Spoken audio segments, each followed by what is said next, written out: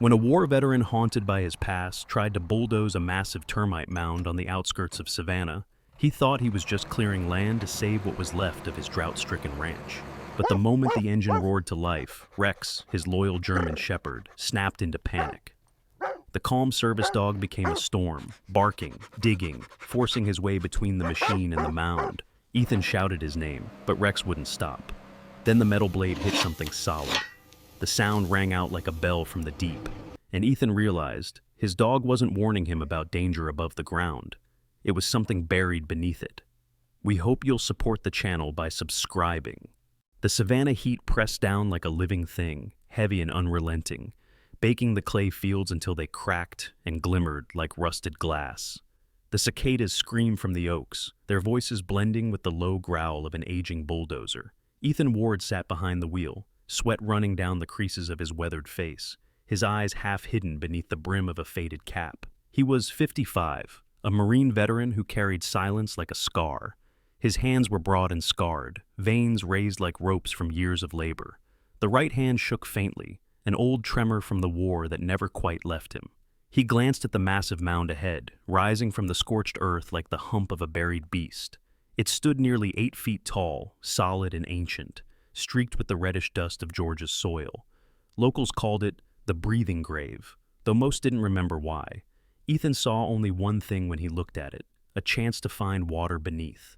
His crops were dying, his bills were stacked, and the bank's letter still sat unopened on the kitchen table. If he could dig a new well, he might keep the land his father left him. Rex lay under the shade of the pickup a few yards away, his fur glinting bronze in the sun. The German shepherd was 8 years old, strong and broad-shouldered, with a thick black saddle along his back and amber eyes that seemed to watch everything. Once trained as a therapy dog for veterans, Rex had learned to sense anxiety before it showed, to nudge Ethan's arm when nightmares rose, to sit quietly beside him when memories came crawling out of the dark. He was calm, disciplined, loyal, but today, as Ethan revved the engine, something in Rex shifted. His ears pricked up, his gaze fixed on the mound. Ethan gripped the controls, feeling the machine's vibration echo through his bones. The bulldozer roared, lurching forward. He thought of his father's voice from long ago, gruff, certain, the voice of a man who believed the earth could be tamed if you just worked hard enough. "If you listen close, son," his father once said, "the land tells you where it hurts." Ethan had stopped listening years ago. The war had replaced the voice of the land with the echo of explosions and the thud of helicopter rotors. The blade met dirt with a shuddering clang. Dust billowed around the cab, coating the windshield. For a moment, everything went still. Then Rex barked, a deep guttural sound that made Ethan's chest tighten. The dog lunged forward, muscles tensed, barking again and again, louder this time. Ethan frowned, lifted the blade slightly, and shouted through the open window, "Easy, boy! It's just dirt!" But Rex didn't stop. He darted between the bulldozer and the mound, barking furiously, digging with his paws at the base as though trying to unearth something invisible. Ethan slammed the brakes. The engine coughed, then died. For a few seconds there was only the ringing in his ears and the faint whistle of wind through the weeds. "Rex, get back!" he barked, but the dog ignored him, claws flinging red dust behind him. Ethan climbed down, boots crunching the brittle soil. The heat hit him like a wall. He grabbed the shovel from the rear rack and knelt beside Rex. "You're losing it, buddy. What's gotten into you?" The dog's breathing was fast, his body taut with fear. Then Ethan heard it, a sound that didn't belong in the earth. Boom. It was soft at first, like a hammer striking hollow steel beneath the dirt. Ethan froze. He tapped at the mound with the shovel's edge. Boom! Again, deeper this time. He felt the vibration through his boots. He dug a little, scraping away the top layer. Beneath the packed clay, something metallic caught the sunlight. A dull gray curve, smooth and cold. His breath slowed. He brushed away more dirt until a faint marking appeared, etched into the metal. U.S. Army Corps, 1973. Ethan stared, heart thudding in his throat. Memories of his father's funeral flashed. Closed casket, military men in pressed uniforms, and no explanation. They said Mason Ward died in an accident while working on a government project outside Savannah. Ethan had never asked for details. Now, standing in the Georgia heat with a shovel in hand and the mark of the U.S. Army before him, he wished he had. Rex whined softly, stepping closer. His fur stood on end, nose twitching toward the exposed metal. Ethan placed a hand on the dog's head, feeling the tremor there, too. "It's all right," he whispered, but the words felt thin, hollow. He crouched lower, brushed the dirt from a corner seam. The air above the mound was unnaturally cool, carrying a faint metallic tang, like rain on iron. Somewhere below, something echoed again. Another hollow thud. This one deeper, as if the earth itself was exhaling. Ethan straightened slowly, wiping sweat from his brow, eyes fixed on the mound that now seemed to pulse in the sunlight. For the first time, he noticed the faint cracks spidering across its surface, the way tiny puffs of dust rose from them like breath. He stepped back, gripping the shovel tight. The land was telling him something, and this time he was listening. The hole gaped open like a wound in the field, the red dust still settling over Ethan's boots. The sun had dropped low, painting the land in a bruised orange light. The air smelled faintly of ozone and rust. Ethan crouched beside the exposed metal hatch, his breath unsteady. The markings were clearer now. U.S. Army Corps, 1973, restricted access. The same year his father had vanished into a classified engineering assignment. He brushed the surface with his fingertips, the steel cold even in the heat. Rex stood behind him, tail low, ears pricked forward, whining softly. The dog's instincts were almost human, his unease a language Ethan had learned to read better than words. "Easy, boy," he murmured, more to himself than the dog. He found a circular handle near the edge of the hatch and gripped it. The metal protested with a shriek as he forced it to turn. Then, "Chee!" A hiss of trapped air escaped, smelling of metal, mold, and something faintly chemical. The hatch lifted an inch, then swung upward with a groan. Cold air poured from the opening, startlingly cold, like the breath of something long buried. Beneath, a narrow metal stairwell descended into darkness. Ethan's pulse quickened. He hesitated, staring down at the blackness, then grabbed his flashlight from his belt and shined it below. The beam fell on concrete walls streaked with mineral stains, and beyond them, a faint glint. Curved, metallic, massive. "Stay," he whispered to Rex, though he knew the dog wouldn't obey. He began his descent, each step creaking under his weight. The smell grew stronger, damp, electrical, like rainwater pooling in an engine room. When his boots hit the floor, his light flickered across an enormous chamber. The air shimmered faintly, as if carrying static. And there it was, the object, a steel sphere the size of a truck cab, resting in a cradle of corroded braces. Its surface was covered with patches of lichen and peeling paint, yet underneath gleamed faint stencils. Project Ground Pulse, U.S. Army Engineering Division. His chest tightened. Ground Pulse. He had heard that word once, whispered at his father's funeral by a man in a dark suit who left before the service ended.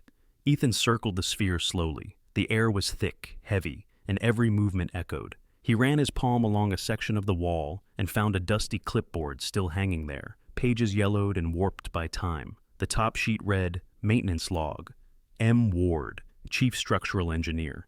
His father's handwriting, faint but familiar, danced across the page. Measurements, temperature readings, warnings scribbled in haste. The last line chilled him. Containment compromised. Shutting down manually. No authorization received. The date was August 4th, 1973, 8 years before the man was declared dead. The flashlight flickered. Ethan tapped it, but the beam dimmed, sputtering to a weak pulse. A low hum rose from somewhere in the darkness, a mechanical heartbeat, deep and rhythmic. His pulse synchronized with it, fast and erratic. Then a click, metal shifting, like a latch releasing itself. The sphere vibrated once, just slightly, sending a tremor through the floor. Dust rained down from the ceiling. Ethan stumbled back. No, no, he muttered. He aimed the beam toward the control panel near the base, a rusted board with switches, gauges, and a lever labeled Main Override. He stepped closer, heart hammering. Above him, Rex barked. The sound was muffled, distant through the layers of dirt and steel. Ethan looked up, panic flaring. "Rex!" he shouted, his voice bouncing off the concrete walls. The dog barked again, a sharper tone now, warning. He turned toward the stairwell, but before he could move, the heavy hatch above slammed shut with a metallic clang. The sound rolled through the chamber like thunder. Ethan lunged for the stairs, but the wheel lock had sealed. He struck it with his fists, then stopped, chest heaving. The hum beneath the floor deepened, vibrating through the soles of his boots. He looked back at the sphere. A fine mist rose from a seam running around its equator, and a faint blue light glowed from within, soft but unnatural. The sight froze him. He could almost hear his father's voice whispering in his head, "If it wakes, it won't stop." Ethan swallowed hard. His breath clouded in the cold air. "What are you?" he whispered to the thing in the center of the room. A new sound broke the silence. A slow metallic click, click, click, like a machine powering up after decades of sleep.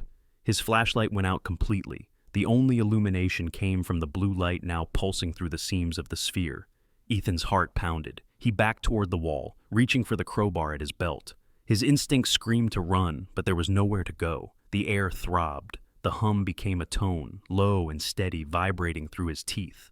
Then, for a fraction of a second, the light flared blindingly bright, and just as suddenly, it vanished. The chamber went silent, except for the sound of his breathing and the faint drip of condensation from above. He waited, frozen, afraid to move. Then, from somewhere beyond the sphere, beyond the wall itself, came a hollow knock. 3 slow, deliberate raps. Knock, knock, knock. Ethan stood motionless, hand gripping the crowbar until his knuckles went white. The knocking came again, closer this time, and then a voice, faint, filtered through the steel. A man's voice. "Who's there?" Ethan's breath hitched. The voice was rough but familiar, as though it had been waiting in the dark for half a century. The echo of that voice, low, human, and impossible, still lingered when the sound of machinery above broke through the silence. Ethan's head snapped toward the stairwell. The metallic hum beneath the floor grew weaker, fading into a tremor like something retreating back into sleep. He climbed quickly, boots slipping on the steel steps slick with condensation. His flashlight, flickering weakly, caught brief glimpses of the walls where rust met moss and time itself had started to peel the concrete apart. At the hatch, he braced his shoulders and pushed. It didn't budge. He tried again, putting his weight into it, grunting until his palms stung. Then, faintly, from the other side, he heard the muffled bark of Rex. "Good boy," Ethan breathed, pressing his ear to the cold metal. He tapped 3 times with his knuckles, an old field signal he'd trained Rex with years ago. 1 beat, pause, 2 beats. From above came a matching rhythm. Tap, pause, tap, tap. He smiled despite the fear. The dog was still there. The living part of his world was still real. He jammed the crowbar into the hatch's wheel lock and twisted. Metal groaned, but this time it moved. A thin beam of orange daylight spilled through the crack, warm against his face. He hauled himself up into the open air, gasping. The field was no longer empty. 2 black SUVs idled near the mound, their engines rumbling low, their tires cutting through the dry grass. Men in dark suits stood near them, hands clasped in front, faces shaded by sunglasses despite the fading sun. The taller one, mid-40s, broad shoulders and a military posture that hadn't faded with time, raised a hand to signal the others. His hair was steel gray, cropped close, and his jaw looked carved from granite. His name, he later introduced with clipped precision, was Agent Miles Tucker. "Mr. Ward," Tucker said, his voice amplified through a small handheld speaker. "Step away from the site, for your own safety." Ethan stayed halfway out of the hatch, blinking against the light. "This is my land," he called back. His throat was dry. "What's under it belongs to my father, and to me." The shorter man standing beside Tucker moved slightly forward. He was younger, maybe mid-30s, leaner, his movements cautious but not hesitant. His name tag, when the sunlight caught it, read Reese Keller. He had the quiet air of a technician, not a soldier. Brown hair, thin beard, nervous eyes behind wireframe glasses. "Sir," Reese called out, his tone softer. "That facility is unstable. Please step away. You could trigger a containment breach." Ethan laughed dryly. "You mean that thing down there?" He pointed to the open hatch. "It's already awake." A murmur passed between the 2 men. Tucker stepped closer, boots crunching on gravel. "Mr. Ward," he said evenly, "your father was part of a classified engineering experiment in 1973, Operation Ground Pulse. You were never cleared for this information." Ethan climbed fully out of the hatch and wiped his forehead with his sleeve. The heat had returned in waves, shimmering across the field. "You think I care about clearance? My father's been dead 40 years. I just found his name carved on that wall. You tell me why. Tucker's expression didn't change. I can't disclose specifics. You can't or you won't, Rex growled low at Ethan's side, the sound rolling through his chest. The dog's hackles were raised, eyes locked on the men in suits. Tucker's gaze flicked toward the animal. Control your dog. He's the calm one here, Ethan said. His hands trembled slightly, though he kept his tone steady. PTSD had always crept up at moments like this, voices echoing too sharply, tension pressing too close. He could feel the old rush of adrenaline, the survival reflex that used to keep him alive overseas, but now only made his heart pound in his throat. Tucker turned away and spoke quietly into a small earpiece. The other agents fanned out, moving toward the mound with long, deliberate strides. Reese approached cautiously, holding a black sensor device that emitted soft beeps. There's residual heat, he said to Tucker, and faint EM pulses coming from below. It's active. Ethan heard the word and felt his chest tighten. Active. He stepped forward. You can't just take this. It's my father's work. Tucker's tone dropped an octave. Your father's work was shut down for a reason, Mr. Ward. He violated multiple directives, sealed this site without authorization, and went missing shortly after. If you've disturbed that containment field, you've done more damage than you realize. Ethan stared at him, words failing. He didn't go missing, he said finally, voice hoarse. He was buried. Rex barked sharply then, his head jerking toward the hatch. A vibration trembled under their feet, subtle but undeniable. The mound itself seemed to shiver. Tucker looked back at the hole, jaw tightening. We're done here, he said, motioning to Reese. Seal it. Reese hesitated, glancing between Tucker and Ethan. Sir, if the system's still alive, sealing it might... Seal it, Tucker repeated, eyes cold. Ethan lunged forward, but two of the other men grabbed his arms. He struggled, shouting, You'll wake it! My father tried to stop it, and now you're... A sharp crack of a stun weapon cut him off. His body convulsed, the world tilted sideways. The last thing he saw before darkness closed in was Rex leaping, jaws bared, toward the nearest agent. Then, a shout, a gunshot. The sound tore through the evening air, echoing across the fields. When Ethan woke, the sky was dark. The SUVs were gone. The hatch was welded shut, the mound freshly covered with red dirt. Beside him, the grass was torn and flattened where Rex had stood.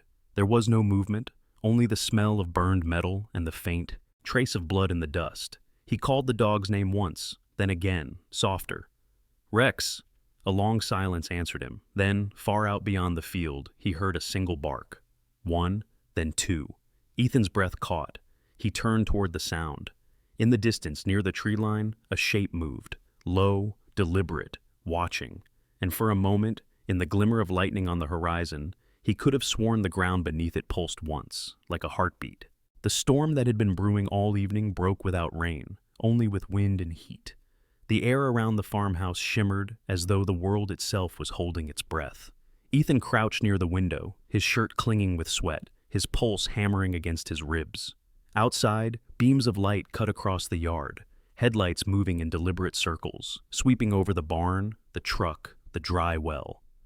They were searching for him, and for Rex. He glanced at the dog crouched beside him. Rex's fur, once sleek, was now matted with dirt and dried blood along one flank where the earlier struggle had grazed him. His breathing was steady but tense, ears trained toward the sound of gravel, crunching under heavy boots.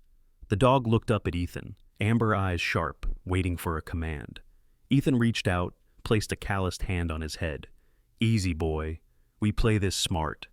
His voice was a whisper, rough as sandpaper. From outside came the hum of an engine, lower, heavier.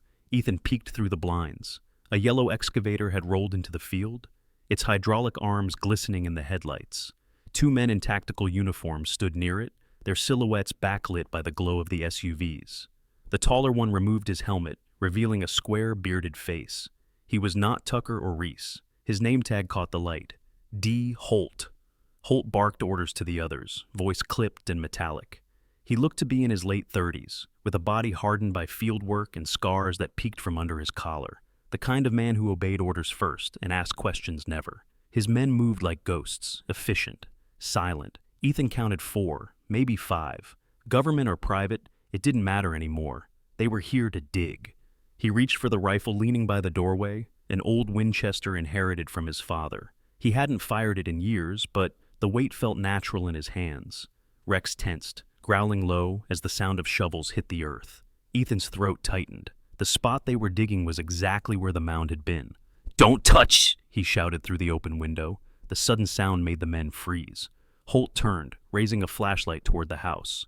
"Mr. Ward!" he yelled back. "You've got 5 seconds to come out." Ethan didn't move. "You dig there. You'll bring it back online. That's not a water system, it's a weapon." A brief silence followed, then Holt laughed, a sharp, humorless sound. "We've got clearance, old man. You've got nothing but stories." Then came the gunfire. 3 warning shots slammed into the porch posts, splintering the wood. Rex barked furiously, pushing at the back door with his shoulder. Ethan spun, grabbing the gas can near the counter. The plan formed in his head faster than he could question it. He yanked open the side door and whispered, "Go!"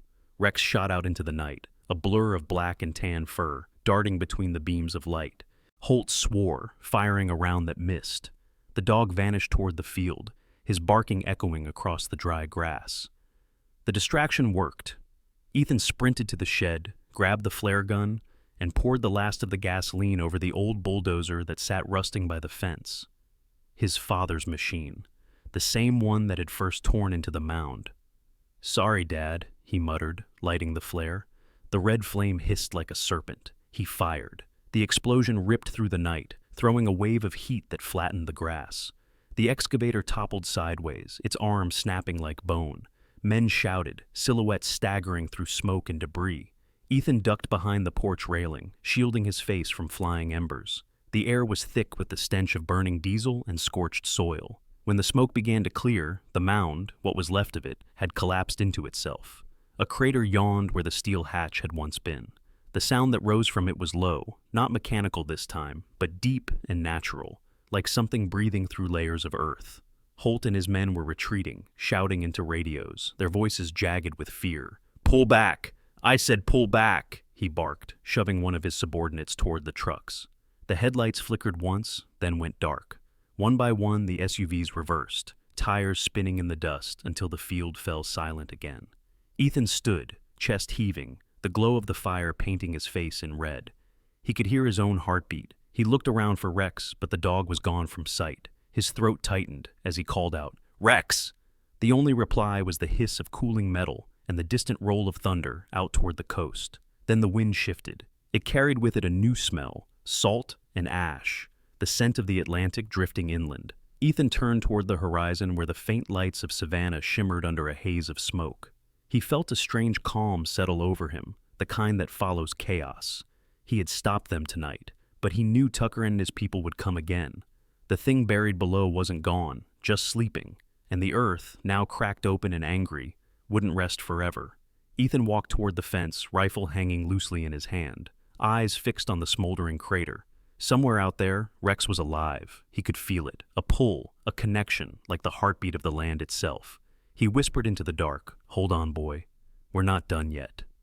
The wind answered with a whisper that almost sounded like a growl. By dawn, Savannah's horizon burned in a haze of orange and ash. The storm had passed, but the heat was merciless again, pressing down on the blackened field where the mound once stood. The air smelled of salt, diesel, and smoke. Ethan stood at the edge of the crater, his body heavy, his eyes red from a night without sleep. The wind tugged gently at his sweat-soaked shirt, and in that thin summer light, everything seemed quieter than it should have been. Too quiet, like the world was waiting for him to speak first. Rex was already there. The dog sat at the lip of the crater, still and dignified, his fur streaked with soot, and his left ear torn slightly from the chaos of the night before. His chest rose and fell in steady rhythm, the calm after violence. When he turned his head to look at Ethan, there was a knowing in his eyes, something unspoken that passed between them. Ethan crouched beside him, his knees cracking, his breath catching as he looked down into the pit. The hole was smaller now, half filled with debris. The twisted remnants of metal glinted faintly beneath the surface. Pieces of the old bulldozer, fragments of concrete, and something deeper still that reflected light like polished glass. Ethan listened. Beneath the wind and the creaking of the scorched earth, there it was again, a faint, pulsing hum, distant and irregular, like a heartbeat echoing through miles of stone. It was weaker than before, but it was still there. The thing they had buried wasn't dead, just sleeping. He wiped the soot from his palms and rose to his feet. His back ached, his head throbbed, but his mind was clear in a way it hadn't been in years. He knew what he had to do.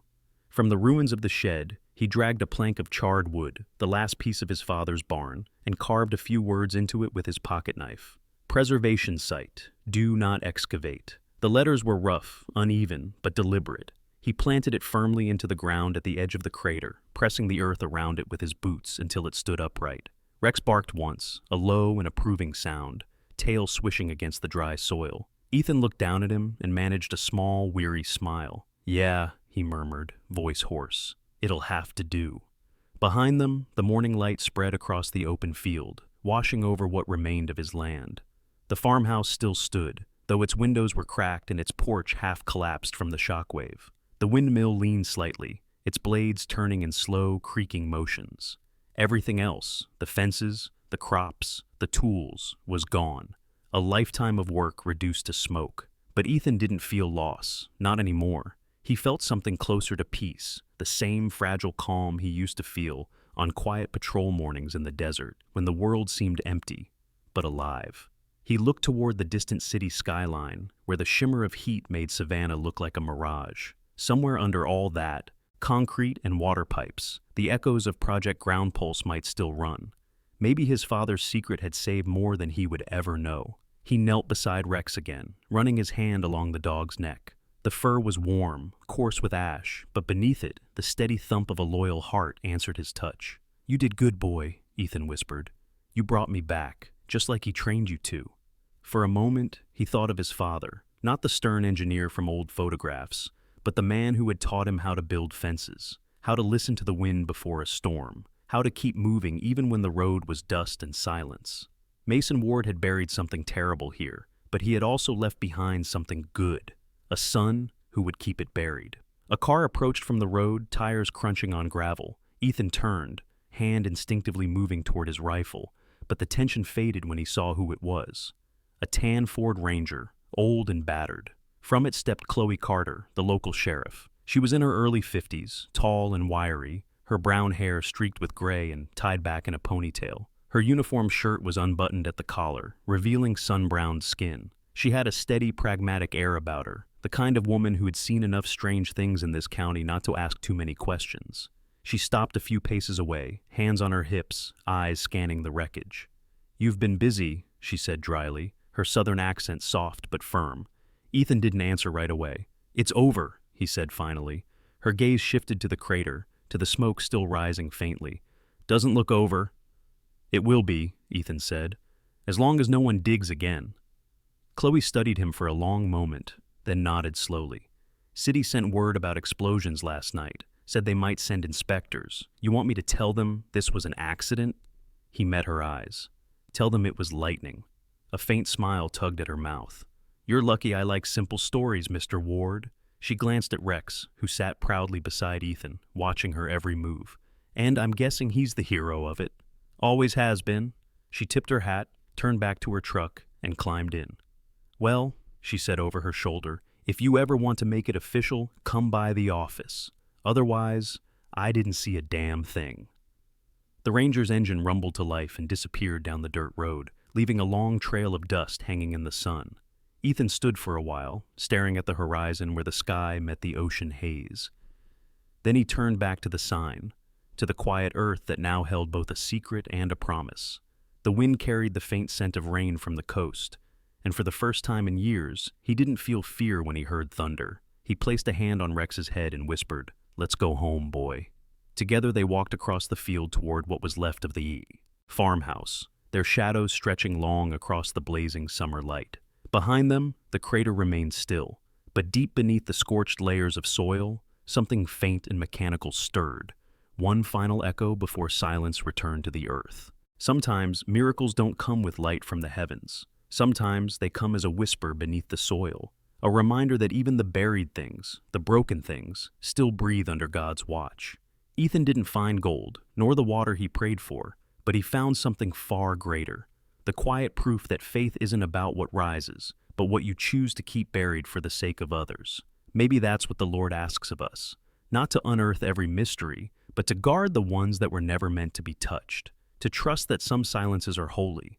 So, if this story moved you, share it with someone who still believes in miracles, even the quiet kind. Leave a comment with your thoughts, subscribe to the channel to hear more stories of faith, courage, and second chances. And may God bless you and keep you safe in all your tomorrows.